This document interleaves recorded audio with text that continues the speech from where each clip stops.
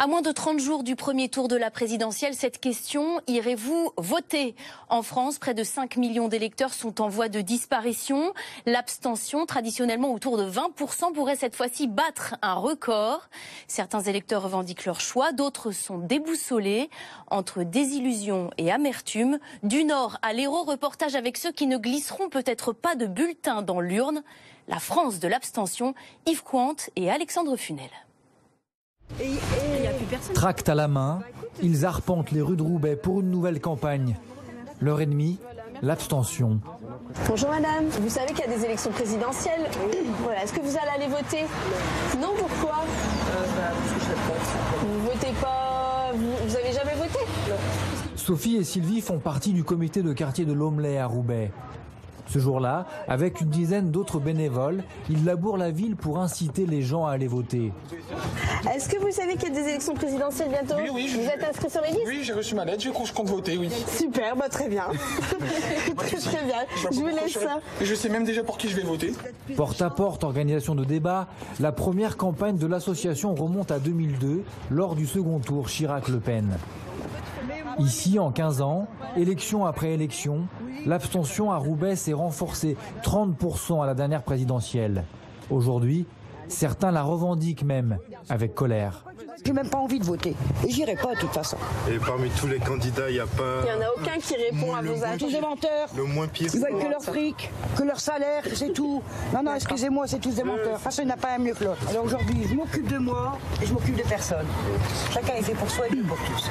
Aux élections municipales, vous n'allez pas voter non plus? Vote plus. Face à un tel mécontentement, ils ont bien du mal à faire entendre leurs arguments. Avant, voilà, c'était pas catégorique comme ça et on n'entendait pas, ça ne va rien changer. Ça ne va rien changer pour nous. Et qu'aujourd'hui, c'est ce qu'on entend le plus. Dans cette ville de 100 000 habitants, classée la plus pauvre de France, le taux de chômage dépasse 30%.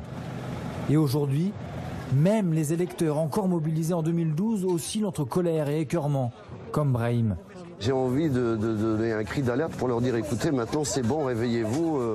À 54 ans, cet ancien sympathisant du Parti socialiste envisage pour la première fois de ne pas aller voter. C'est comme si on passe notre temps à crier haut et fort qu'on est là, qu'on existe, mais que tout le monde s'en fout.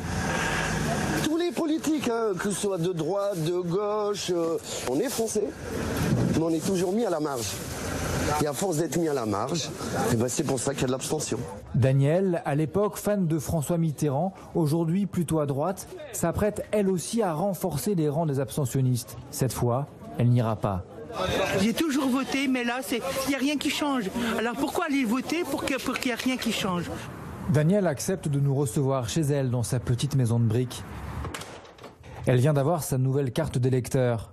Celle-ci, c'est la mienne. Et puis celle-ci, c'est celle d'un voisin qui m'a donné, qui m'a dit qu'il ne voulait pas, que je vais redonner au facteur parce qu'il ne voulait pas voter. Il y a encore quelques années, voter était pour elle un motif de fierté. Aujourd'hui, elle a l'impression que sa voix ne compte plus. Vous savez, quand on parle à un sourd, il ne vous entend pas, le pauvre. Eh bien moi j'ai l'impression que quand je parle à un sourd. Je parle pour ne rien dire. Je parle à personne. Personne ne m'entend, personne ne m'écoute. Danielle était ouvrière dans les usines de textile de Roubaix. Puis elle a travaillé auprès de son mari dans son commerce, mais elle n'était pas déclarée. À 71 ans, elle touche 700 € de retraite et les fins de mois sont très difficiles. Changement de décor, Poussant, dans l'Hérault.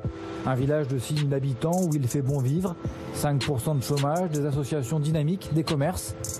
Pourtant, François, 54 ans, est totalement déboussolé par la campagne. Il pensait voter pour le candidat des Républicains. Depuis l'affaire Fillon, il n'en est plus question. Nous, on travaille des heures et des heures pour gagner 4 sous et eux, ils tapent dans la caisse. Ça, c'est gênant quand même. J'ai toujours été fidèle client de droite, quoi. Et aujourd'hui, non, aujourd'hui, je sais pas. Lui qui travaille 13 heures par jour pour 1 250 € par mois, estime que les candidats sont déconnectés de la réalité. Regardez l'histoire de M. Fillon avec ses costards à 45 000 €, quoi. Mais on vit dans quel monde, quoi? C'est un autre monde, quoi. François n'exclut pas de voter blanc. À Poussant, petit à petit, l'abstention grignote du terrain. En 2007, elle s'élevait à 18%. 23% 5 ans plus tard. Et en 2015, seulement un électeur sur deux s'était déplacé pour les régionales.